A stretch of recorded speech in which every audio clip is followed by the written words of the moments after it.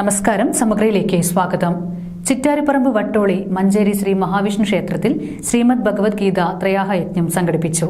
ദൈവജ്ഞാനത്തിലകം V Muralidhara Warrier ത്രയാഹയജ്ഞത്തിന് നേതൃത്വം നൽകി. പ്രശസ്തമായ മഞ്ചേരി ശ്രീ മഹാവിഷ്ണു ക്ഷേത്രത്തിൽ ശ്രീമദ് ഭഗവത്ഗീത ത്രയാഹയജ്ഞം സംഘടിപ്പിച്ചു. ദൈവജ്ഞാനത്തിലകം വി മുരളീധര വാര്യർ കല്യാശ്ശേരിയാണ് യജ്ഞാചാര്യൻ. ഇതം ശരീരം കൗന്ദേയ ക്ഷേത്രമിത്യഭിധീയതേ ഏതദ്ധ്യോ വേത്തി തം പ്രാഹു ക്ഷേത്രജ്ഞ ഇതി തദ്വിശഃ. ഭഗവാൻ പറയാണ്, അർജുന നീ ശ്രദ്ധിക്കണം, ഞാൻ നിനക്ക് ധാരാളം ഭക്തിയോഗത്തെക്കുറിച്ചൊക്കെ നിനക്ക് പറഞ്ഞു തന്നു. ഇനി ക്ഷേത്രജ്ഞ വിഭാഗ യോഗത്തെ കുറിച്ച് പറയുമ്പോൾ ഈ ശരീരം ക്ഷേത്രമാണ് എന്ന് പറയപ്പെടുന്നു. അതുപോലെ യഹ ഏതൽ വേത്തി, അങ്ങനെ ആരാണോ ഈ ശരീരത്തെ ക്ഷേത്രമെന്ന് തിരിച്ചറിയുന്നത് അവനാണത്രേ യഥാർത്ഥത്തിൽ ആര്?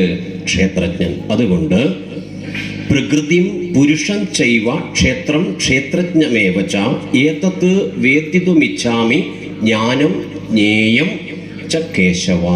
ഭഗവാൻ പറയാണ് വീണ്ടും, അതുകൊണ്ട് ഈ കാണുന്ന ബ്രഹ്മാവിനും പരമേശ്വരനും കൂടെ മോക്ഷം നൽകുന്ന സർവ ഈശ്വരനും കൂടിയായ പ്രകൃതിയും അതുപോലെ പുരുഷനും ക്ഷേത്രവും ക്ഷേത്രജ്ഞനും എന്തൊക്കെയാണ് എന്ന് നമുക്ക് വ്യക്തമായി പറഞ്ഞു തരികയാണ്. ഇന്നലെ പറഞ്ഞു, ക്ഷേത്രത്തിൽ വന്ന് തൊഴുതു പോകൽ ഭക്തിയല്ല, പിന്നെന്താ?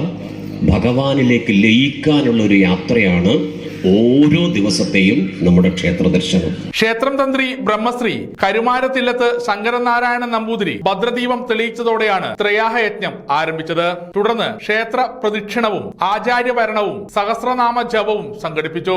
സമാപന ദിവസമായ ഡിസംബർ 28-ാം തീയതി ഭഗവത്ഗീത പാരായണവും പ്രഭാഷണവും യജ്ഞ സമർപ്പണവും നടക്കും. വൈകിട്ട് 5 മണി മുതൽ കുട്ടികളുടെ വിവിധ കലാപരിപാടികളും ഉണ്ടാകും. മണ്ഡല മഹോത്സവ ദിവസമായ ഡിസംബർ 29 രാവിലെ 5 മണിക്ക് നട തുറക്കൽ, 5:30 ഗണപതി ഹോമം, 6 മണിക്ക് ഉഷപൂജ, 10 മണിക്ക് നവകപൂജ, 6 മണിക്ക് ദീപാരാധന, 6:30 തിടമ്പ് നൃത്തം, 8 മണിക്ക് തായമ്പക, 9 മണിക്ക് അത്താഴ പൂജ, തുടർന്ന് വാള എഴുന്നള്ളത്ത് എന്നിവയും നടക്കും.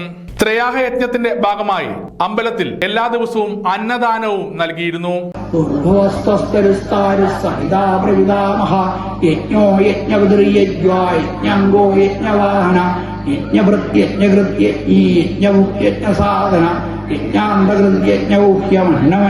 സമഗ്ര ന്യൂസ് കൂത്തുപറമ്പ.